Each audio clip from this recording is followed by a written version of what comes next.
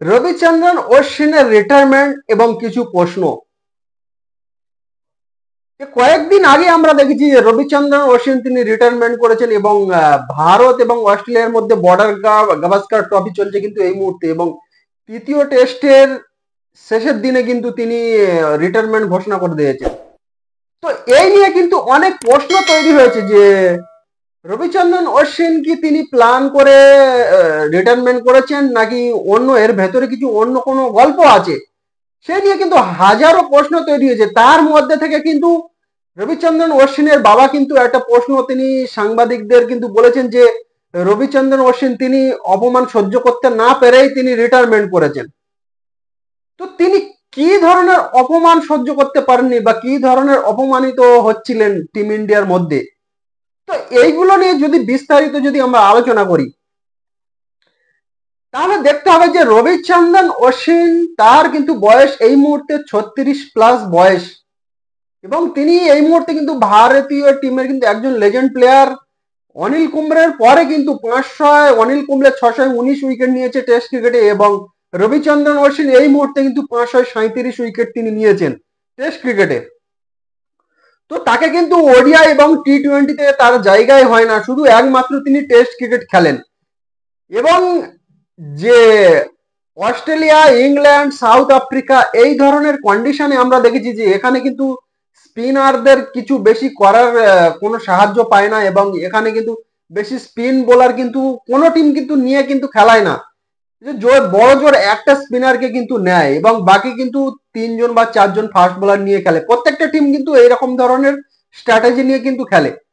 এবং এই মুহূর্তে যে বর্ডার গাভাস্কার ট্রফি চলছে, এখানে আমরা দেখেছিলাম যেমন প্রথম টেস্টে রবিচন্দ্রন অশ্বিনকে নেওয়া হয়নি, বা রবীন্দ্র জাদেজার মতন প্লেয়ারও ছিল তাকেও কিন্তু প্লেইং ইলেভেনের জায়গা দেওয়া হয়নি। কাকে দেওয়া হয়েছে না, ওয়াশিংটন সুন্দরকে প্লেইং ইলেভেনের জায়গা দেওয়া হয়েছিল। তার পেছনে কিন্তু কারণ আছে, তার পেছনে কারণ এইটাই হলো যে তার আগে যে ভারত নিউজিল্যান্ডের মধ্যে যে সিরিজ হয়েছিল ঘরের মাটিতে, সেখানে কিন্তু রবিচন্দ্রন অশ্বিন এবং রবীন্দ্র জাদেজার থেকে কিন্তু ভালো বোলিং করেছিল ওয়াশিংটন সুন্দর, এবং তিনি অলরাউন্ডার ও ভালো ব্যাটিংও করতে পারেন। সেই হিসেবে কিন্তু কারেন্ট ফর্ম কার ভালো আছে সেই হিসেব কষে কিন্তু গৌতম গম্ভীর বলো বা জাসপ্রীত বুমরা তারা ম্যানেজমেন্ট ঠিক করেছে যে ওয়াশিংটন সুন্দরকে খেলানো যেতে পারে, কারণ অস্ট্রেলিয়ার যে কন্ডিশন সেখানে একজন স্পিনারের বেশি কিন্তু দুজন স্পিনারকে খেলানো যাবে না। এখানে ফাস্ট বোলাররা বেশি কিন্তু সাহায্য পায়, স্পিনারদের কিন্তু কোনো কাজই নেই। তাদের তাদের হয়তো বোলিং করানো হয় না, কোনো কোনো ম্যাচে বা কোনো কোনো ইনিংসে বোলিং করানো হয় না, শুধু ফিল্ডিং করানোর জন্য কিন্তু রাখা হয়। তো কারেন্ট ফর্ম হিসেবে দেখতে গেলে ওয়াশিংটন সুন্দর যেহেতু নিউজিল্যান্ডের বিপক্ষে তিনি ভালো পারফরমেন্স করেছিলেন, সেই সুবাদে কিন্তু তাকে সুযোগ দেওয়া হয়েছিল, এবং সেই টেস্টটাও কিন্তু প্রথম টেস্ট পার্থ টেস্ট কিন্তু ভারত জিতেছিল, এবং দ্বিতীয় টেস্টে কিন্তু ওয়াশিংটন সুন্দরের জায়গায় রবিচন্দ্রন অশ্বিনকে কিন্তু জায়গা দেওয়া হয়েছিল। পিঙ্ক বল টেস্ট, যে পিঙ্ক বল টেস্ট হয়েছিল সেখানে কিন্তু রবিচন্দ্রন অশ্বিনকে সুযোগ দেওয়া হয়েছিল।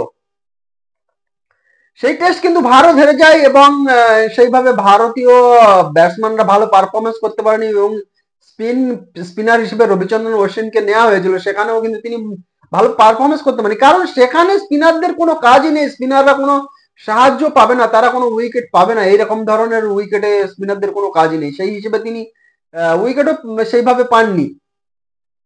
তো তৃতীয় টেস্ট যেটা ব্রিসবেনে হলো, সেখানে কিন্তু রবিচন্দ্রন অশ্বিন হয়তো তিনি প্রত্যাশা করেছিলেন যে পিঙ্ক বল টেস্টে আমাকে নেওয়া হয়েছিল, থার্ড টেস্ট যে ব্রিসবেনে হবে সেখানে হয়তো আমাকে নেওয়া হবে, কিন্তু তার বদলে রবীন্দ্র জাদেজাকে নেওয়া হয়েছে। কারণ এর পেছনে কিন্তু ম্যানেজমেন্ট যে কারণ দেখিয়েছে যে স্পিন বোলিং এর সাথে সাথে কিন্তু ব্যাটিং একটু করতে হবে, যে ভারতীয় টপ অর্ডাররা কিন্তু একের পর এক ফেল হয়ে যাচ্ছে, যার ফলে যদি স্পিন অ্যাটাক যদি আমাদের যে অপশন আছে 3জন স্পিন বোলার আছে সুন্দর, জাদেজা এবং অশ্বিন, এই 3জনের মধ্যে ভালো ব্যাটিং আবার যদি দেখা যায় তাহলে 3জনের মধ্যে ভালো ব্যাটিং কিন্তু রবীন্দ্র জাদেজা করতে পারেন।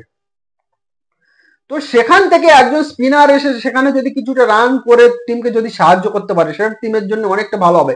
সেই সবকিছুর কিন্তু হিসাব করে দেখা গেল যে রবীন্দ্র জাদেজা তিনি বোলিং এর সাথে সাথে ভালো ব্যাটিংও করতে পারে, আরো যে দুজন আছে অশ্বিন এবং সুন্দর এই দুজনের থেকে ভালো ব্যাটিংও করতে পারে। তো সেই হিসেবে রবীন্দ্র জাদেজাকে কিন্তু থার্ড টেস্ট ব্রিসবেন টেস্টের সুযোগ দেওয়া হয়েছিল যে তিনি বোলিং এর সাথে সাথে যেন ব্যাটিং এ অন্তত কিছু রান করে, সেটাই কিন্তু টিমের জন্য অনেকটা উপকার হবে। তো সেই হিসেবে রবীন্দ্র জাদেজাকে কিন্তু সুযোগ দেওয়া হয়েছিল। তো রবিচন্দ্রন অশ্বিন তো এখানে দেখতে পাচ্ছেন যে তিনি একজন লেজেন্ড প্লেয়ার, অবশ্যই লেজেন্ড এবং সিনিয়র প্লেয়ার। তিনি দেখতে পাচ্ছেন যে থাকছি, আমি টিমে আছি, কিন্তু আমাকে সেইভাবে আমি সুযোগ পাচ্ছি না, এবং আমার থেকে জুনিয়র যারা আছে তারা টিমে সুযোগ পেয়ে যাচ্ছেন, এবং এখানে বসে বসে আমার কি কাজ, করণীয় কিছু নেই। কারণ অস্ট্রেলিয়া, সাউথ আফ্রিকা, ইংল্যান্ডের যে কন্ডিশন, সেখানে একাধিক স্পিনার একদম খেলানো যাবে না, একজনের বেশি স্পিনার কিন্তু খেলানো যাবে না, কারণ সেখানকার যে কন্ডিশন সেটা স্পিন সহায়ক নয়, সেটা ফাস্ট বোলিং সহায়ক।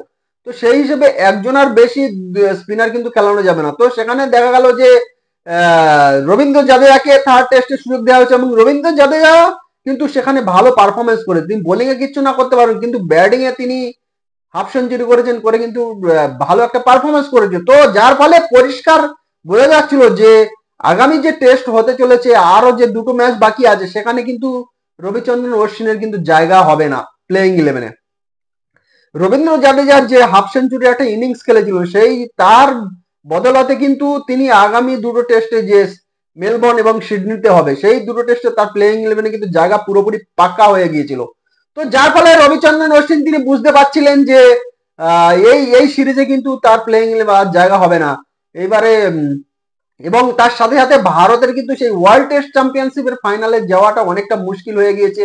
ভারত হয়তো এবারের মতন আর ওয়ার্ল্ড টেস্ট চ্যাম্পিয়নশিপের ফাইনালে যেতে পারে, এই সবকিছু তিনি বুঝতে পেরেন যে যে জুনিয়ররা আছে তারা আমার থেকে ভালো পারফরমেন্স করছে, আমাকে হয়তো এইভাবে টিমে প্লেইং ইলেভেনের জায়গা হবে না, কিন্তু সেই রিজার্ভ বেঞ্চে বসে থাকতে হবে, এর থেকে ভালো আমি যদি রিটায়ারমেন্ট বা করে নিই সেটাই আমার জন্য ভালো হবে। সেই সব কিছু কিন্তু তিনি বুঝে এইগুলো অবসর নিয়েছেন।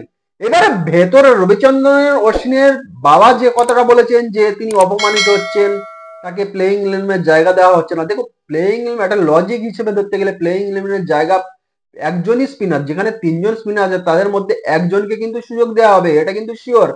সেখানে রবীন্দ্র জাদেজা যেহেতু তিনি ব্যাটিং একটু ভালো করেন এবং ব্যাটিং এ ভালো পারফরমেন্স করেছিলেন ব্রিসবেনে, তো সেই হিসেবে তার একটা সুযোগ তৈরি হয়ে গিয়েছিল, এবং তিনি আগামী যে দুটো টেস্ট আছে সেখানে প্লেইং ইলেভেনে পাক্কা তিনি থাকবেন, রবিচন্দ্রন অশ্বিনের কোনো সুযোগই নেই। তো সবকিছু কিন্তু তিনি বুঝে বুঝে সুঝে সবকিছু তিনি মানে ভবিষ্যতের চিন্তাও করে দেখেছেন যে বিদেশের মাটিতে হলে কিন্তু তার হয়তো টিমের জায়গা হবে না, প্লেইং ইলেভেনের জায়গা হবে না, তো অনলি শুধু ভারতের মাটিতে বা এশিয়া কন্ডিশনে হলে সেখানে কিন্তু তার জায়গা হবে, তাছাড়া প্লেইং ইলেভেনে তার জায়গা পাওয়া অনেকটা মুশকিল হয়ে যাবে। তো সেই সব কিছু হিসেব করে চিন্তা ভাবনা করেই কিন্তু তিনি নিয়েছেন যে হঠাৎ করে হঠাৎ করে তিনি অবসর নিয়েছে, এটা কিন্তু ভুল।